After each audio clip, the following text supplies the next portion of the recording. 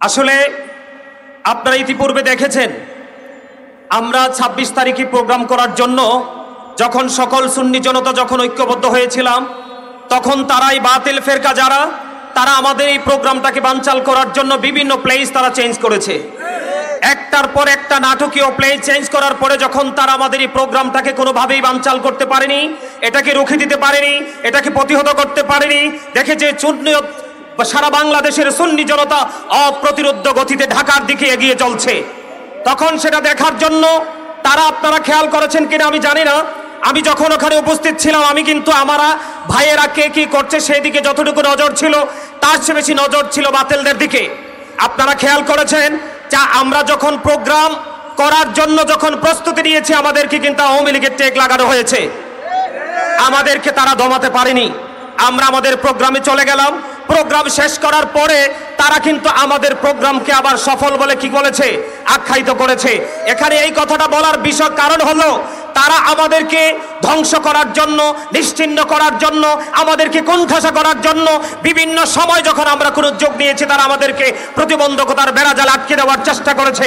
সম্মানিত উপস্থিতি, সর্বোপরি একটা কথা বলবো, আমরা যখন প্রোগ্রাম শেষ করে সবাই ঘরে চলে গেলাম তখনই কিন্তু তারা আমাদেরকে কিভাবে আমাদেরকে ধ্বংস করবে তারা সেই ছক তারা কষেছে। সেই ছকের একটা অংশ হলো আমার ভাই হযরত মাওলানা আল্লামা রহিসউদ্দিন সাহেব, ওনাকে নির্মমভাবে পিটিয়ে হত্যা করেছে। সম্মানিত উপস্থিতি, আমরা 61 হিজরিতে কারবালা হয়েছিল, আমরা এবার 2025 এসে আমার ভাই রহিসউদ্দিনের হত্যার ইতিহাস দেখে আমরা বুঝতে পেরেছি আমরা আরেকটা কারবালা আমরা দেখতে পেয়েছি। ঠিক কিনা বলেন? সম্মানিত উপস্থিতি, এখন আমাদের একটাই দাবি, আমার ভাই রহিসউদ্দিনের বিচার করতে হবে, আমার ভাই রহিসউদ্দিনের এই যে হত্যার মামলার বিচার হবে, বিচার করতে হবে, তাদেরকে অ্যারেস্ট করতে হবে।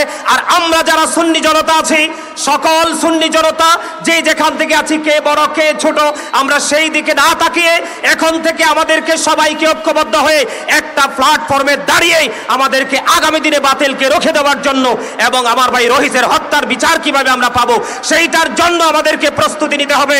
সম্মানিত উপস্থিতি, সম্মানিত সুধী, আমাদেরকে ভুলে গেলে চলবে না, তারা কিন্তু আমাদেরকে নরম ভেবেছে, তারা কিন্তু আমাদেরকে নরম ভেবেছে, তারা কিন্তু আমাদেরকে ছোট ভেবেছে।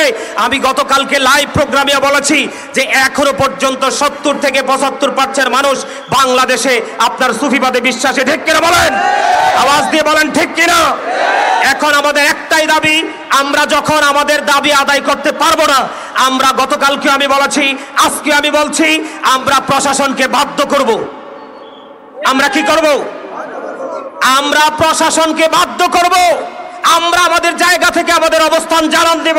আমরা যদি আমাদের অবস্থানকে জানান দিতে না পারি, আমরা যদি আমাদের অবস্থানকে তাদের সামনে তুলে ধরতে না পারি, তাহলে কিন্তু ফ্যাসিস্ট যেইভাবে তারা তৈরি হয়েছে, আজকে যেভাবে আমার ভাই রহিসউদ্দিনকে হত্যা করেছে, আগামীকালকে তারা আরেকজনকে টার্গেট করবে। ঠিক কিনা বলেন?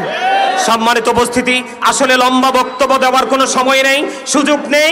আমি সবার মনের আশা ব্যক্ত করার জন্য অনুরোধ করব, যার যার ভাষা প্রয়োগ করার জন্য অনুরোধ করব এবং সম্মিলিতভাবে আমরা প্রয়োজনে আজকে যদি আমরা 24 ঘন্টার মধ্যে আমার ভাই রহিসের হত্যার বিচার যদি আমরা না পাই, প্রশাসন যদি কোনো দায়িত্ব না নেয়, তাহলে সারা বাংলাদেশের সুন্নি জনতা ঐক্যবদ্ধ হয়ে আমরা তাদেরকে বিচারের জন্য বাধ্য করব।